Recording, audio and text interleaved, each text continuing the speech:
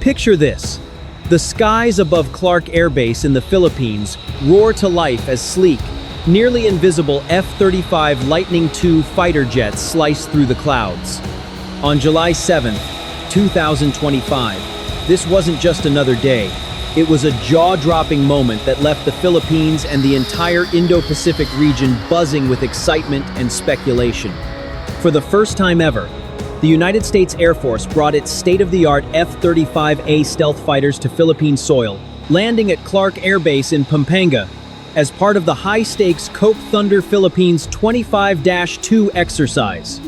This massive deployment, involving over 2,500 military personnel and a fleet of cutting-edge aircraft, wasn't just a show of force. It was a bold statement in a region simmering with tension. Join us as we break down this historic event, explore the F-35's mind-blowing technology, unpack its strategic importance, and reveal why this moment has everyone talking. A game-changing moment. F-35s land at Clark. On the morning of July 7, 2025, history was made at Clark Air Base. The F-35A Lightning II jets, flown by the 421st Fighter Squadron from Hill Air Force Base, Utah, touched down in a display of precision and power. This wasn't a routine flyover, it marked the first time the U.S. Air Force's fifth-generation stealth fighters operated from the Philippines, a nation at the crossroads of critical geopolitical challenges like the South China Sea disputes. The Cope Thunder 25-2 exercise, running through July 18, brought together 225 U.S.-Pacific Air Force's personnel and 2,301 Philippine Air Force members, creating a powerhouse of joint military might. Why was this such a big deal? The timing tells the story. On the very same day, the Philippine Coast Guard spotted 3 Chinese vessels, a Type 815G reconnaissance ship, a China Coast Guard ship, and a Type 052D guided missile destroyer lingering just 69.31 nautical miles west of Cabra Island, deep within the Philippine Exclusive Economic Zone. These ships ignored radio challenges, a clear sign of China's assertive moves in the region. The F-35's arrival wasn't just a training exercise, it was a loud and clear message of U.S. Philippine unity in the face of growing threats. Clark Air Base, located in Pampanga, was the perfect setting for this historic moment. With a legacy stretching back to 1903 as Fort Stotzenberg, Clark has seen it all, from World War II battles to Cold War operations as a major U.S. hub. After the 1991 Mount Pinatubo eruption forced the U.S. to hand it over to the Philippines, Clark became home to the Philippine Air Force's 710th Special Operations Wing. Thanks to the 2014 Enhanced Defense Cooperation Agreement, expanded in 2023 to include 9 Philippine bases, Clark is now a key hub for joint U.S.-Philippine operations. The F-35's arrival turned it into a modern-day fortress, blending advanced technology with strategic purpose. This deployment wasn't just about landing planes, it was about testing new ways of fighting. The exercise focused on agile combat employment, a strategy where small, lean teams operate from remote bases with minimal support. With only a third of the usual maintenance crew, the F-35s proved they could deploy quickly and effectively, ready to counter threats in a fast-changing region. The F-35 Lightning II, a flying marvel explained. So, what makes the F-35 Lightning II so special? Let's break it down in simple terms. The F-35A is a single-seat, single-engine fighter jet designed to do it all. Dominate the skies, strike ground targets, and outsmart enemy defenses. Its biggest superpower? Stealth. Thanks to special radar-absorbent coatings, smooth, serrated edges, and weapons stored inside the jet, it's nearly invisible to enemy radar like a golf ball on a screen. This lets it sneak into heavily defended areas without being detected, a trick older jets like the F-16 can't pull off. Here's a quick look at what powers this beast. Engine.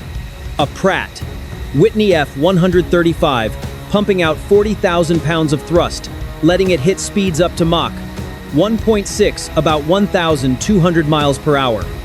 Range. It can fly 669 nautical miles without refueling, perfect for long missions over the South China Sea. Maneuverability. It can pull up to 9 Gs and climb to 50,000 feet, making it a nimble predator. Weapons.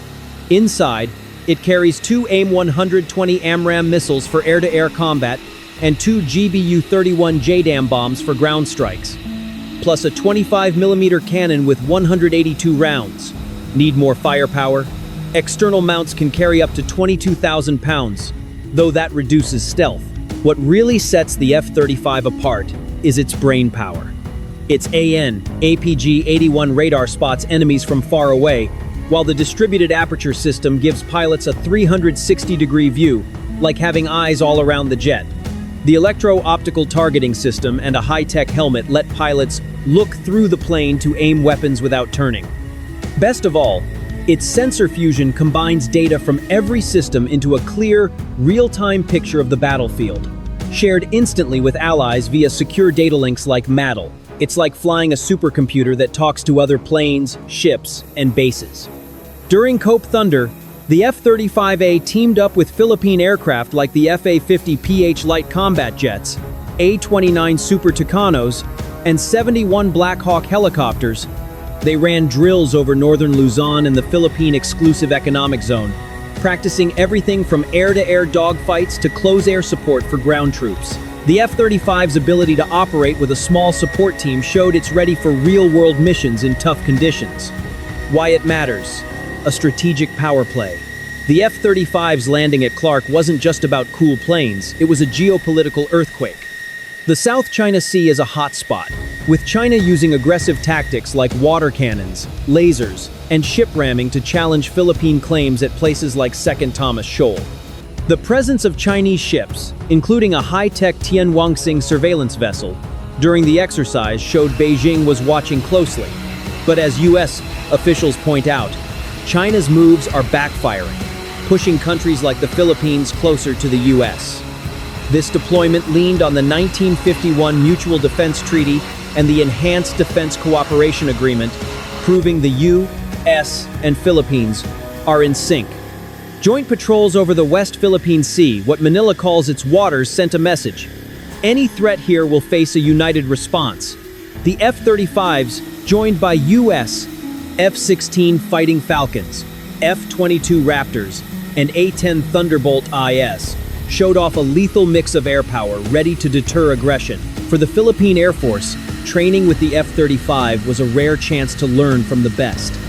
This exposure to fifth-generation fighters is huge for us, said Colonel Jonathan De Leon, the PAF's exercise director.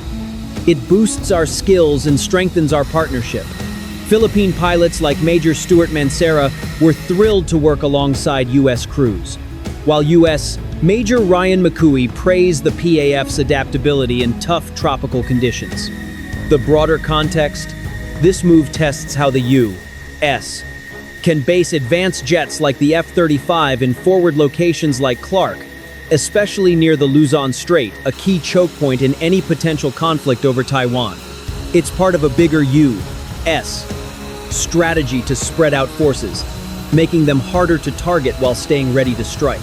F-35 versus the competition. Who rules the skies? Let's see how the F-35 stacks up against its rivals in the region: China's J-20 Mighty Dragon and Russia's Su-57 Felon. The J-20 is a big, long-range fighter built for speed, Mach 2, and distance 2,000 miles.